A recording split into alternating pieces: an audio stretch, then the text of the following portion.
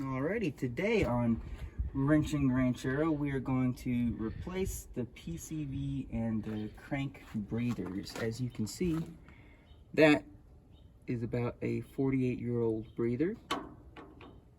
That is about a 2-day-old breather.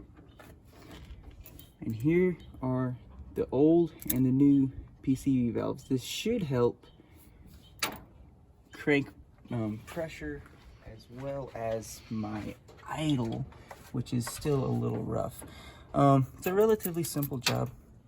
So I've been having kind of difficulties with idling as well as crapping up my freshly painted valve covers, as you can kind of see, all of which are symptoms of a bad PCV valve. And I would like to believe that this looks like a bad PCV valve. In order to get them off, you just need a little main strength, awkwardness, and a handy wrench. You just kind of wiggle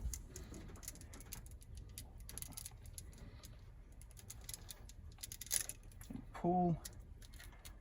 There's the old one. You can kind of see how it's gummed up a little bit there. And you've come to realize that the previous owners were not the best with routine maintenance. So we'll take our new one right there and we will just slide him in like so. Grab our wrench, tighten him down like that, and we will put him just like that. Pull the old off.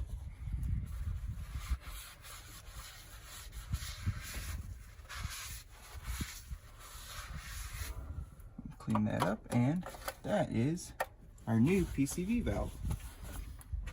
Now we will come over here and do the same with our crank filter, which originally this would have had a air box instead of this guy, and eventually I will go back to putting an air box onto it because I personally like the aesthetic a little better. But yeah, that is all we do for that guy. We just twist him on and he will pull clean air in to carry out some of the vapors and particulates. And now we will see the fruits of our labors. Make sure everything's clear.